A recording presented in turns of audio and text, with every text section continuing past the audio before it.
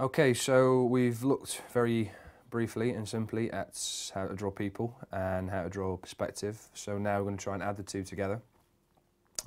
This can make your images look very punchy, very dynamic, which is something obviously you're trying to achieve with your storyboards. So what we're going to do is go for an interesting shot where we have the barrel of a gun pointed in our face and the abject terror that you would get from that. So what we're going to do is, as we always do, is just start off quickly, just getting those lines in. We'll start with that chap. We'll start marking this in.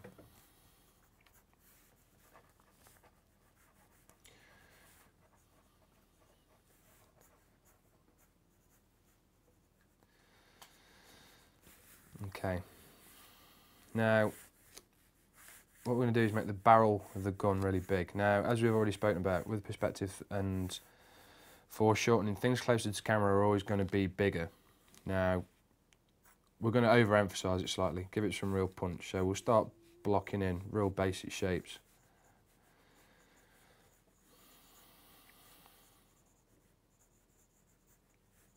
So we start to form the shape of the hands, the barrel of the gun there.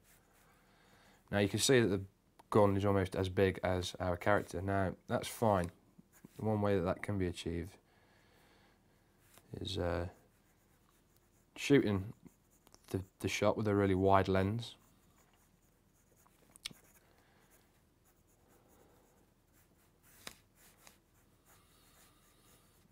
We don't want to have it pointing straight on.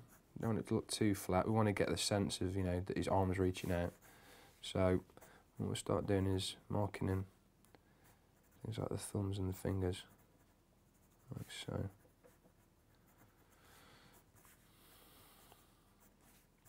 And the handle. And start bringing in the shape of the gun, like so. Just keep it very simple for now. And then, obviously the business end, the barrel. Now on the arm, the foreshortening thing, you're not going to see all of the forearm. And then where the bicep is, the clothes will crease up.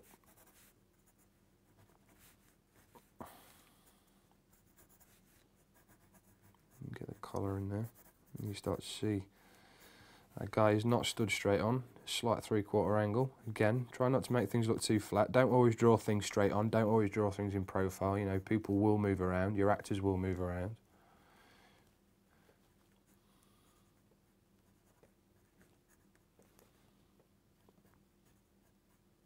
This guy's obviously enjoying scaring us.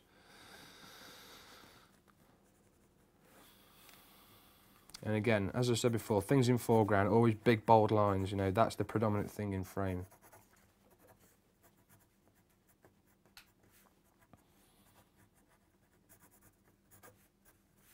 So,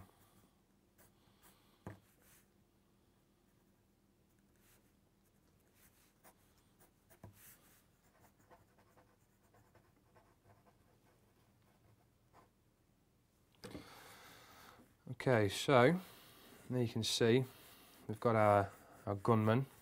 Again, things in the foreground big, bold, nice strong lines. Again, the perspective, you see where the lines are. You see, although the arm's not directly in line with the gun, you know, the gun's not physically attached to the arm, you see that everything is peaking off towards this point. Everything is looming off towards this point. Things in the foreground bigger, the guy in the background is slightly smaller. Not too small so we can't see the expression on his face. Again, talking about the emotion that we were talking about earlier on, you know, setting what the scene's all about, the feeling of it. But there we have our gunman.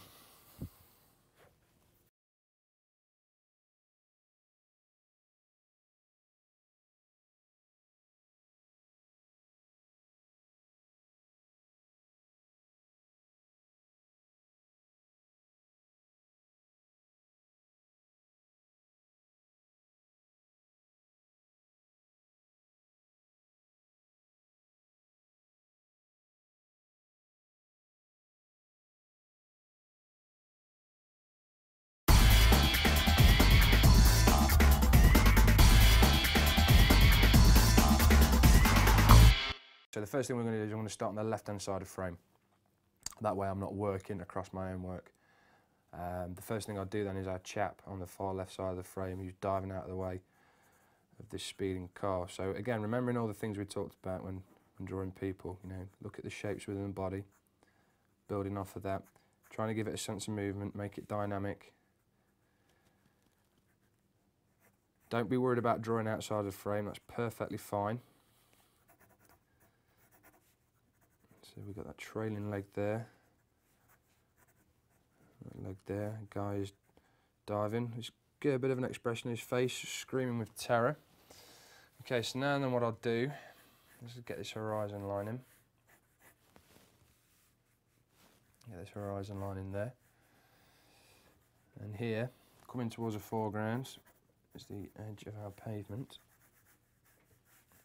Okay, so what we can also do here is introduce an arrow for our man to let us know, and let the director know that this chap is going to run out of frame. He's going to exit frame there. And we're right in there. That's our man. The second thing I'm going to start drawing is a car. Now, cars aren't as difficult as people think. I'm going to draw you a really quick generic car now using really simple rules. First rule being shapes. Front of the car, rectangular.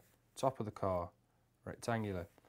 Now, you've got to remember we're low angle, so it's the foreshortening thing again. And we all know that cars aren't built predominantly out of squares, but they're a good start point. We can start putting those curves in there. Now we're low angle, so we're going to see a little bit under the car. We can also get that tyre in there now. The wheel arch, circular. But slightly flattened, it's the foreshortening thing again. The same thing we were talking about on the arm before with the big gun is the same thing now when we're drawing the car. Okay, so now we start drawing in the sides. That's the bonnet. Get the headlights in there.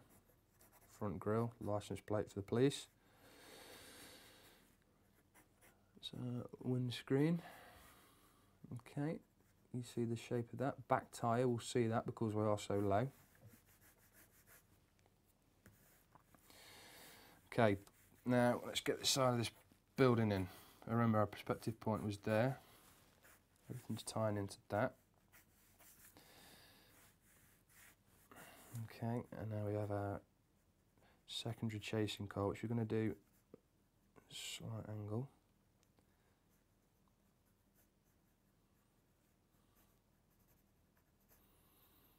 Doing the same thing again, just marking in the shapes.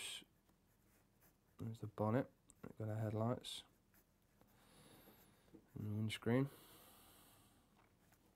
Okay, now, big arrow there. This is where the car is going. The car is going to come through frame.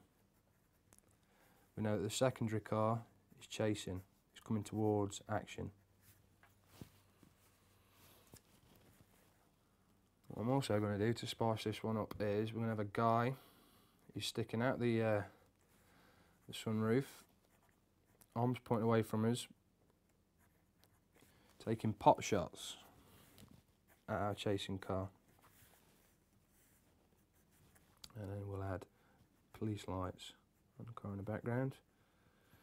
Okay, let's start getting some of the building in the background. Don't have to worry about doing too much detail on your buildings if it's not the predominant thing in the shot, which this isn't.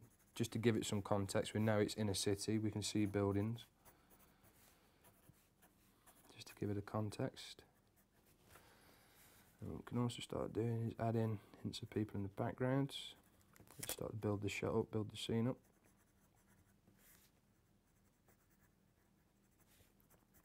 Again, things in the background, don't worry too much about the detail of them, just as long as we know they're there.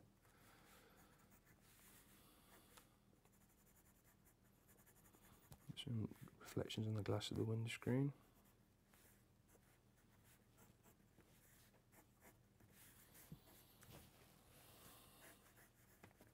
There we go. Okay,